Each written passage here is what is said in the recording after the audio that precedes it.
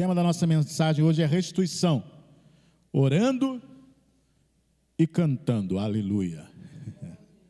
Orando e cantando, aleluia, glória a Deus. Abra sua Bíblia, por favor, em Atos 16, 25 e 26. Atos 16, 25 e 26. Diz assim: por volta da meia-noite, Paulo e Silas estavam orando e cantando hinos a Deus. Os outros presos os ouviam.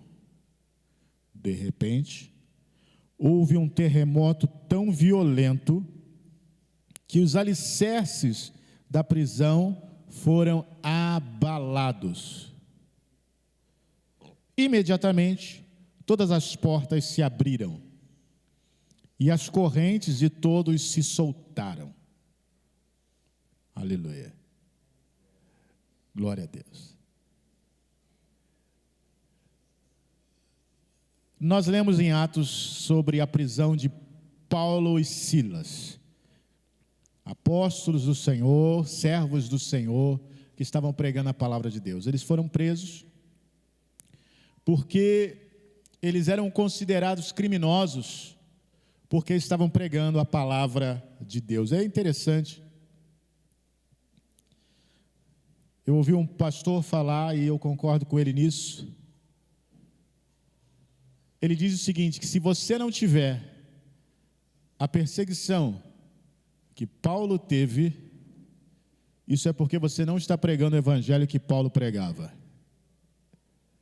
Porque Paulo foi um dos apóstolos que mais enfrentou perseguição, e perseguição do seu próprio povo. Nós lemos em Atos quantas vezes Paulo ia de uma determinada cidade para outra, e os judeus iam de uma cidade para outra, como a gente diz hoje, tentando queimar o filme dele. De uma cidade para outra, indo lá e falando, olha, esse homem aí é um perturbador, esse homem aí está falando blasfêmia, esse homem aí, ele tem que ser preso. E ele foi enfrentando, chegou a tal nível, irmãos, chegou a tal nível, que Paulo falou assim, chega, eu agora vou para os gentios, eu não quero mais saber disso. E é interessante, sabe por quê que isso aconteceu com Paulo? Porque ele tinha um chamado para os gentios. O Espírito Santo está mudando o rumo aqui da mensagem, não era esse, mas ele tinha um chamado para os gentios. Então, Deus foi direcionando ele para ir para os gentios, mas Paulo era muito apegado aos seus irmãos israelitas. Você vê isso lá em Romanos 7, Romanos 8, Romanos 9, Paulo chega a dizer assim, olha, eu até aceitaria ser apartado de Cristo por causa dos meus irmãos israelitas, por causa do amor a Israel, para que Israel fosse salvo. Ele toparia até mesmo morrer, dar sua vida para que Israel fosse salvo. Mas Deus tinha algo para Paulo diferente, dizendo, olha, você não vai como os discípulos no início atrás das ovelhas perdidas da casa de Israel, não. Você vai aos gentios.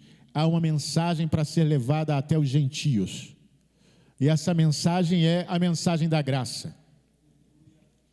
É o evangelho da graça que tanta gente tenta denegrir. O evangelho da graça. Aqueles que pregam o evangelho da graça são muitas vezes taxados. Agora, crente gosta sempre de inventar termo, né? Eu não concordo com nenhum desses termos. É igual a teologia da prosperidade. Não existe teologia da prosperidade. Não existe. Se uma pessoa fala, olha, se você der 100 reais vai ganhar 1.000, isso não é teologia da prosperidade, gente. Isso é alguém, é um espertalhão, inventando uma coisa para ganhar dinheiro em cima dos outros. Não é teologia da prosperidade. Não existe teologia da prosperidade. Certo? Não tem uma coisa que diga, isso aí é alguém que inventou um esquema e para se dar bem, mas não é teologia. E aí agora inventaram outro termo, hipergraça. Hipergraça. E aí falam que a gente prega hipergraça. E falam coisas, como falaram de Paulo, Romanos 6 fala isso. Romanos 6 fala isso. Paulo diz assim, olha, porque onde abundou o pecado, superabundou a graça. Aí alguns falam assim, então quer dizer que eu vou fazer mais pecado para ter mais graça? Paulo não está falando isso. Irmãos, cada um de nós sabe de onde veio. Cada um de nós sabe exatamente o que fez de errado, o que pecou. E cada um de nós sabe exatamente a quantidade de graça de Deus que foi suficiente para nos salvar. Paulo está falando, se você viveu uma vida abundante no pecado lá, pode ter certeza que Deus vai enviar uma graça superabundante para te salvar. É isso que ele está dizendo, aonde abundou o pecado, superabunda a graça, é isso que ele está dizendo. Mas alguns distorcem dizendo o seguinte, então vamos pecar bastante para que a graça, não é nada disso.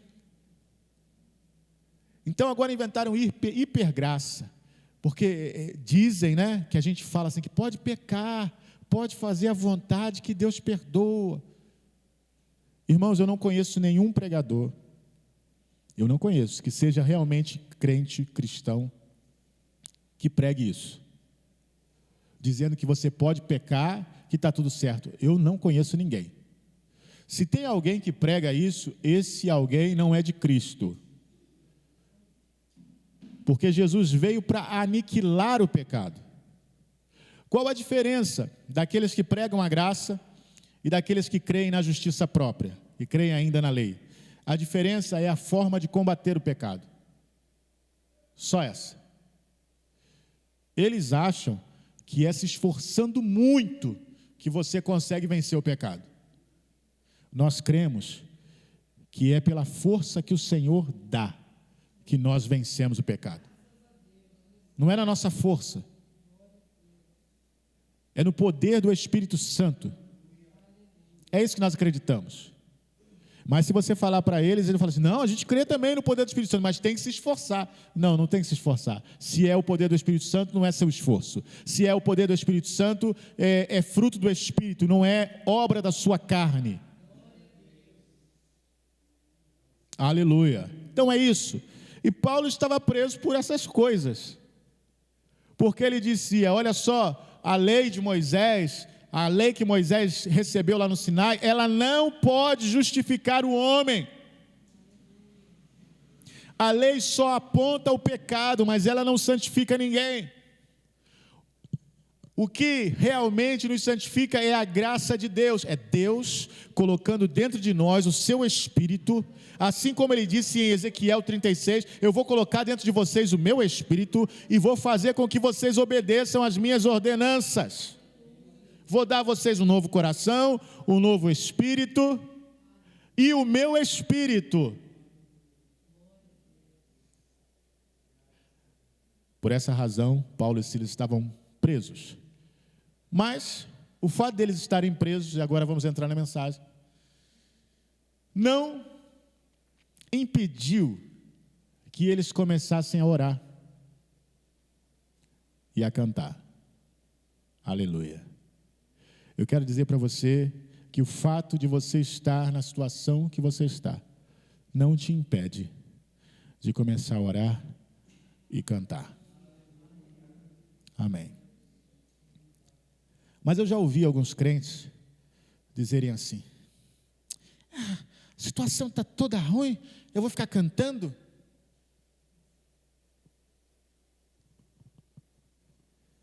Eu sei que fala-se isso por ignorância, por não saber o poder do louvor a Deus, por não saber o poder que há quando nós abrimos a nossa boca, quando nós soltamos a nossa voz, os milagres vão surgindo. Foi isso que nós cantamos aqui. Mas veja só esse texto que a gente leu, tem algumas coisas aqui interessantes. Eles estavam cantando e orando e cantando hinos a Deus, ok? E o que aconteceu? Os outros presos estavam só escutando, só ouvindo. Eu não sei se você sabe, mas o seu louvor, ele não apenas tem o poder de adorar a Deus, mas ele traz uma atmosfera de fé.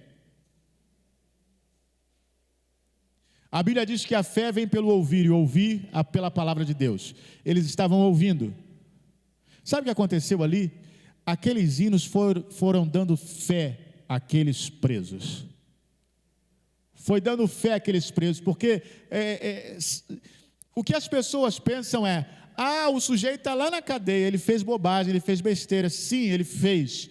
Ele não pode pedir nada a Deus, que ele está errado.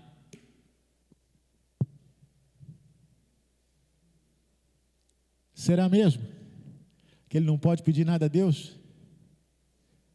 Quem é que pode pedir a Deus? Só o justo pode pedir a Deus? Qualquer pessoa pode. A Bíblia fala que aquele que invocar o nome do Senhor será salvo. Aleluia. Então não importa em que situação a pessoa esteja, se está no cárcere, se está no hospital, se está debaixo da terra, mas se ele invocar o nome do Senhor, vai ser salvo. Aqueles presos estavam ouvindo, e de repente houve um terremoto. Mas presta atenção no terremoto. Diz que foi um terremoto violento. Um terremoto tão violento. Você já viu um vídeo de terremoto? Eu já vi vídeo de terremoto. Lá no Japão, esses países têm terremoto. O que acontece? O prédio começa a tremer e cai. Não é isso? Normalmente é assim. As pessoas têm que sair, começa a cair as coisas todas em cima delas. Só que esse terremoto não atingiu o telhado, não. Esse terremoto aqui atingiu o alicerce. Tem coisa estranha aqui, não tem? Porque normalmente é o que está em cima e começa a cair, não o que está debaixo. Mas aqui a Bíblia diz que o terremoto foi violento, que os alicerces, não o telhado, não o teto. Esse terremoto não tinha por função matar ninguém ali. Esse terremoto tinha por função quebrar o cárcere, aleluia, pelo alicerce, aleluia. E é isso que eu quero dizer para você nessa noite. Deus, Ele não quer destruir por cima, não, aquilo que te prende, não.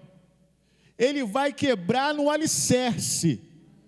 Porque quando ele quebra no alicerce, não tem jeito de subsistir. Os alicerces foram abalados.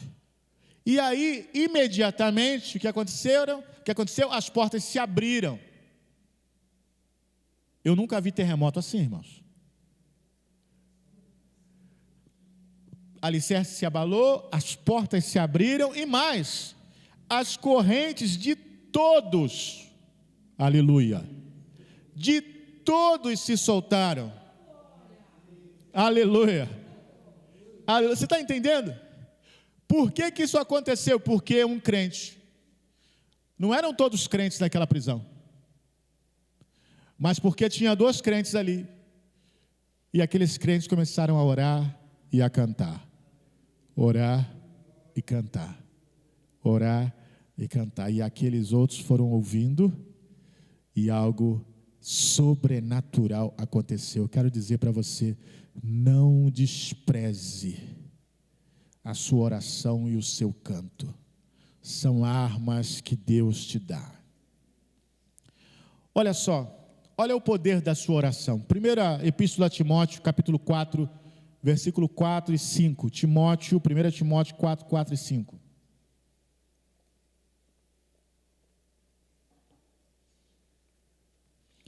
Olha o poder da sua oração. Pois tudo o que Deus criou é bom, e nada deve ser rejeitado, se for recebido com ações de graças, pois é santificado pela palavra de Deus e pela oração. A oração que você faz em nome de Jesus tem o poder de santificar. Santificar é separar para Deus. É por isso que a Bíblia diz que o marido incrédulo é santificado pela esposa crente, e vice-versa. Quando você ora na sua casa, você santifica a sua casa para Deus. Não importa, meu filho é maluco, drogado, eu não sei o que. Não importa, você ora.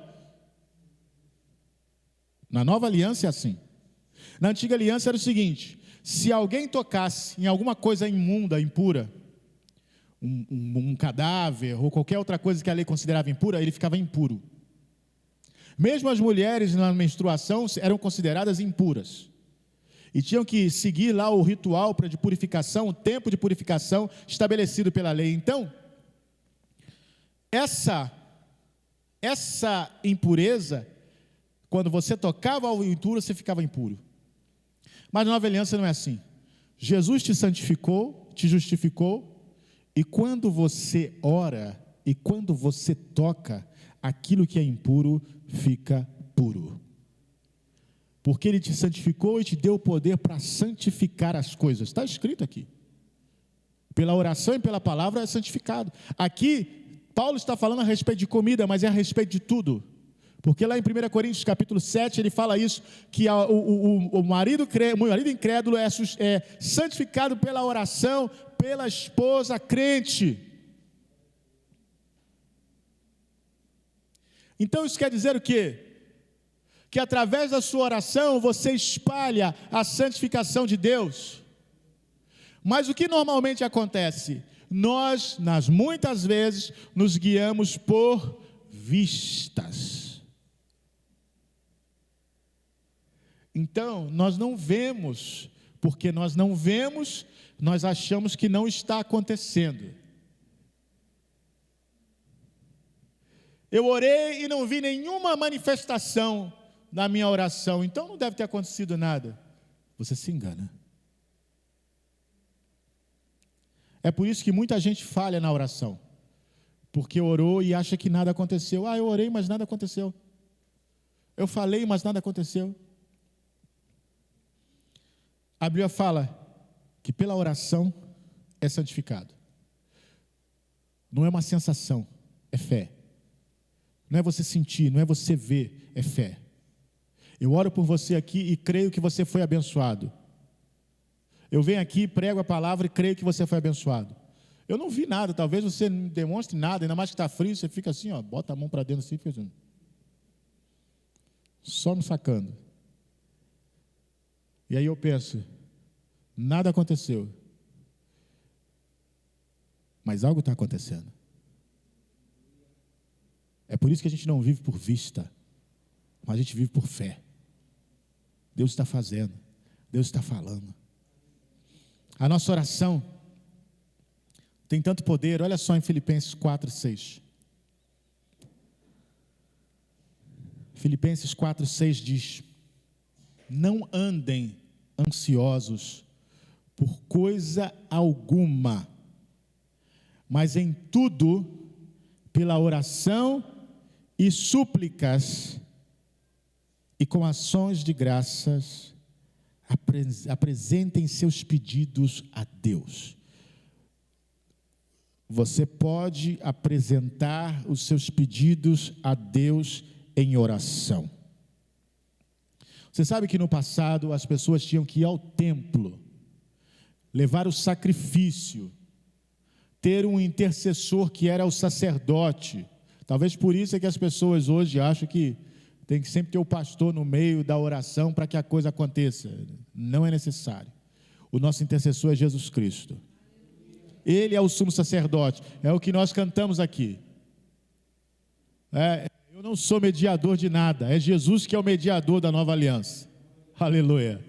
É Jesus que é o mediador da nova aliança. Então, mas no passado era o sacerdote. Então o que o pecador tinha que fazer? Ele tinha que ir até o templo. Ele tinha que levar o sacrifício, ele tinha que apresentar o sacrifício, tinha tudo aquilo para que a oração dele fosse recebida. Mas hoje tem muita gente que acredita que tem que ser feito. Não é. O nosso sacrifício é Jesus Cristo. Ele é o Cordeiro de Deus que tira o pecado do mundo. Mas esse sacrifício, como a Bíblia diz, foi feito uma vez por todas. Ele não precisa ser repetido. Como a missa repete. A missa repete o sacrifício de Jesus. Não sou eu que estou dizendo, não. Você pode pesquisar. Se alguém falar assim, não é, pesquisa. Antes de falar não é, pesquisa. Né? Porque tem gente que fala não é, mas não pesquisou. Pesquisou? Foi ler? Vai ver lá que a missa é repetição. Nós não precisamos repetir o sacrifício de Jesus, porque ele já foi sacrificado uma vez por todas. Ah, mas vocês não tomam a ceia? A ceia é repetição. Não, a ceia não é repetição. A ceia é lembrança. A ceia, nós lembramos do sacrifício. Nós não estamos repetindo o sacrifício. Como Jesus disse, olha, fazei isso todas as vezes, quando comerdes, em memória de mim. Aleluia. Então a oração, ela nos capacita a apresentar os nossos pedidos diante de Deus. Você não precisa de ninguém para levar os seus pedidos, você mesmo pode levar os seus pedidos. Mas o que acontece? Às vezes a gente leva os nossos pedidos e demora um pouco, né? Demora. Aí a gente acha, poxa, eu vou pedir o pastor para orar, porque quem sabe ele tem uma senha mais adiantada e bota lá o meu pedido na frente. Deixa eu te contar um segredo. Nós estamos no mesmo número na fila. Se demora na sua oração, demora na minha também. Porque não há privilégio, nem acepção de pessoas. Deus não faz acepção de pessoas. Ah, esse é pastor, esse é presbítero, esse é bispo, esse é diácono, esse tem... Não. Deus ouve a minha oração e ouve a sua oração, igualmente. Aleluia, glória a Deus. Para ser sincero, tem vezes que eu penso até que Ele ouve mais a sua do que a minha. Sendo bastante sincero. É verdade, irmão, estou brincando não, porque às vezes a gente vai, ora, tal, a pessoa fala, meu Deus, olha, estou numa situação, pastor, não sei o que, ora por mim, não sei o que lá, blá, blá, blá, blá, blá. Aí tá, daqui a pouco a pessoa vem, pastor, olha, aconteceu isso, aconteceu aquilo outro, assim, Aí você olha assim para mim, poxa, eu estou pedindo um negócio aqui que há um tempão, ele não acontece, o camarada dele rapidinho aconteceu tudo, eu estou te falando, então não vai nessa não, é Jesus que faz, Olha só, o Salmo 47, vamos falar um pouquinho de música, o Salmo 47, versículos 6 e 7, nos dá um mandamento, vamos dizer assim. Salmo 47, 6 e 7, diz assim: ofereçam música a Deus, aleluia, por isso que a gente canta. Ofereçam música a Deus, cantem louvores e ofereçam música ao nosso Rei. Cantem louvores, porque Deus é o Rei de toda a terra. Cantem louvores com harmonia e arte, aleluia, aleluia. Irmãos, há uma convocação, se a gente fosse ver pela regra literária que a gente tem aí, que você vai estudar literatura na escola e tal, ia falar assim, não, esse texto é muito redundante, ele repete a mesma coisa várias vezes, não pode ser escrito assim. Mas você acha que isso foi por acaso? Isso foi de propósito. Ofereçam música a Deus, cantem louvores, ofereçam música ao nosso Rei, cantem louvores, porque Deus é o Rei de toda a terra, cantem louvores. Ele está repetindo de propósito, ele está enfatizando mesmo, cantem louvores. E por que ele é tão enfático, irmãos? Cantar louvores é algo que para nós pode parecer, em certas situações, complicadas, mas se você consegue fazer, você vai ver algo extraordinário acontecendo. Hoje pela manhã eu saí para caminhar, estava orando, estava ouvindo acerca do nome de Jesus, e eu gosto muito de ouvir acerca do nome de Jesus, eu gosto de coisas que falam acerca do nome de Jesus. Eu estava ouvindo um livro, porque como para caminhar não dá para ler, eu vou ouvindo o livro, né? É uma forma de aproveitar o tempo. E aí eu estava ouvindo, falando sobre o nome de Jesus, irmãos, e foi me dando uma alegria tão grande, de saber que Jesus, Ele não está em carne conosco, mas Ele deixou o nome dEle, aleluia, Ele deixou o nome dEle. O que isso quer dizer?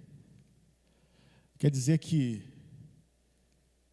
eu preciso de algo que está lá, mas eu preciso que Jesus vá lá comigo.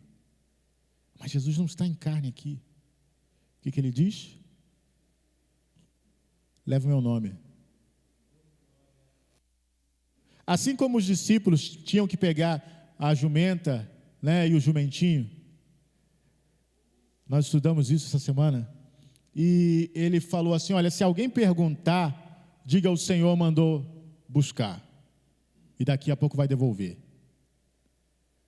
E aí os discípulos foram lá buscar o jumento e o jumentinho, e realmente perguntaram, mas como é que você está pegando isso aí? Tá pegando? O Senhor mandou buscar, aleluia. Esse é o poder do nome. Ele não foi lá, mas ele falou, leva o meu nome. E disse que eu mandei pegar. Aleluia. E quando a gente ouve isso, de que ele pode não estar em carne comigo aqui, embora o seu Espírito viva em mim, mas além disso ele me deu um nome, que me autoriza a fazer as coisas em nome dele. Aleluia. Aleluia. E aí, que a gente erra muitas vezes, é que a gente acha que precisa de uma fé gigantesca para usar o nome de Jesus. Não. Se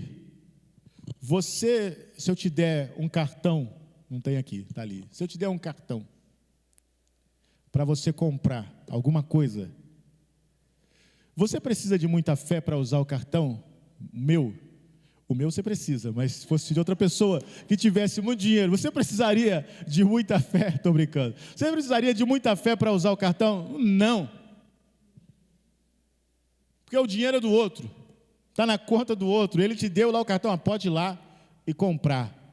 Você não precisa de fé, você passa o cartão e... Isso aqui é de fulano? Eu me lembro quando comprei o meu primeiro carro, estava lá em Itaperuna, e eu fui lá ver o carro, né, aquele golzinho quadrado, 91, eu olhei e falei, esse carro vai ser meu. O vendedor olhou para a minha cara e falou assim, não levou nenhuma fé, né? Aí eu fui embora para casa, voltei, conversei lá com o pastor, que era meu titular, ele falou assim, não, vamos com o fulano de tal lá da igreja que a gente vai ver esse carro lá, fulano de tal vai ser seu fiador. Quando eu cheguei lá, com aquele irmão da igreja que para ser fiador, aí o vendedor falou assim, pode levar todos os carros que você quiser, você pode levar. Por quê? Porque eu não estava mais no meu nome, era no nome do homem lá, meu irmão, podia comprar qualquer carro que você quisesse. Ele não achou que era piada, agora com esse aqui não é mais piada. É disso que eu estou falando, esse é o nome de Jesus. Então a gente acha que precisa de uma grande fé. Não, você está se equivocando, você já tem um nome. Usa o nome. Mas o diabo, ele gosta de confundir a gente. Ele fala, é mesmo, olha, você não tem fé para usar isso não. Eu não preciso de fé, ele me deu um nome. Aleluia. Aleluia. Então, cantar o nome, declarar o nome, irmãos, e Jesus é tão maravilhoso. Uma vez eu vi no filme o rapaz que tinha um cartão ilimitado, falar para o outro, vai lá, compra um avião com cartão. Você fala assim, o que é isso? Comprar um avião com cartão? O cartão dele não tinha limite, ele falou, pode comprar um avião para você. Imagina o que Jesus nos dá no nome dele. Qual é o limite do nome de Jesus? Não tem limite. Não tem limite, use o nome. Use o nome. As coisas estão ficando estranhas em casa, use o nome. Está ficando estranho no trabalho, use o nome. Está precisando de alguma coisa, use o nome. Use o nome. Eu não sei, eu acho que eu já pedi demais ao Senhor. Nunca você vai pedir demais a Deus. A Bíblia diz, olha, mais do que pedimos e mais do que pensamos. Eu falo, Deus, será? Pensa alguma coisa aí. Aí eu penso algo bem extravagante, bem grandioso, assim, mais do que isso. Não sei. Mais do que você pede, mais do que você pensa. Olha que eu tenho uma imaginação boa, eu imagino, já fui melhor, hoje em dia eu estou meio enferrujado, mas eu já mas Deus fala, mais,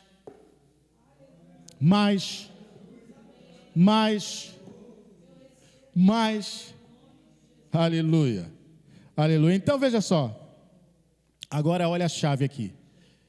A chave está aqui. 1 Coríntios 14, 15 e 17.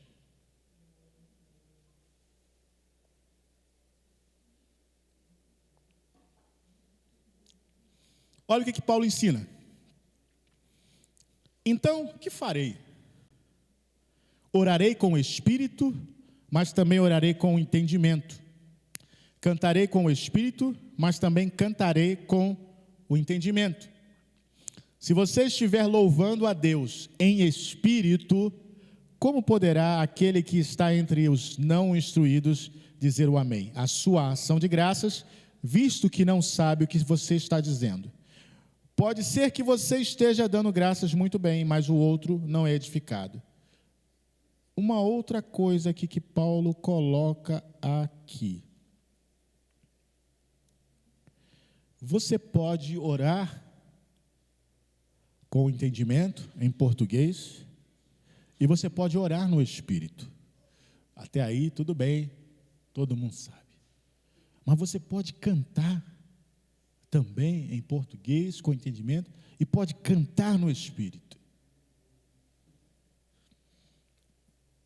E a única restrição aqui que ele fala é quando você faz isso em público, com pessoas que não entendem. Mas quando você está sozinho, não há nenhuma restrição. Você pode fazer isso o quanto quiser. Porque quando você ora no Espírito e quando você canta no Espírito, a Bíblia diz, ele diz aqui que o seu Espírito ora e canta bem. Opa, peraí. Então quer dizer que, mesmo sendo desafinado no Espírito, eu canto bem?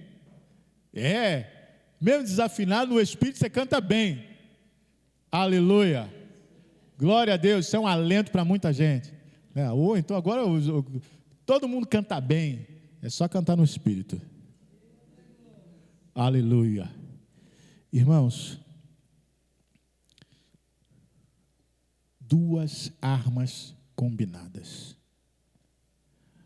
oração e canto.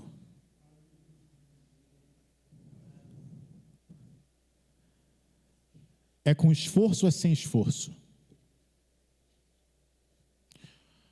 Paulo e Silas, voltando agora, Paulo e Silas na prisão, eles estavam na prisão, eles estavam presos lá. Eles não repreenderam potestade, eles não fizeram jejum. Se eles estavam jejuando era forçado, porque eles estavam presos ali e forçaram eles. Eles provavelmente não estavam ajoelhados, porque acorrentado não tinha como ficar ajoelhado. Provavelmente estavam acorrentados numa parede. Mas eles simplesmente começaram a orar e a cantar. E as coisas começaram a acontecer.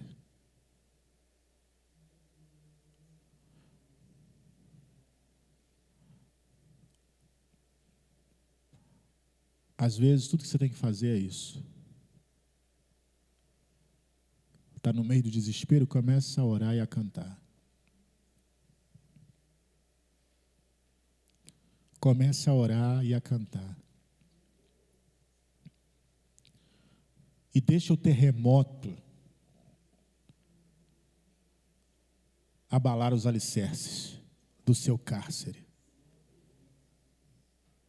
Deixa o terremoto abrir as portas da sua prisão. Deixa o terremoto fazer com que as correntes caiam das suas mãos e dos seus pés. Aleluia. Aleluia. Só isso. Aleluia.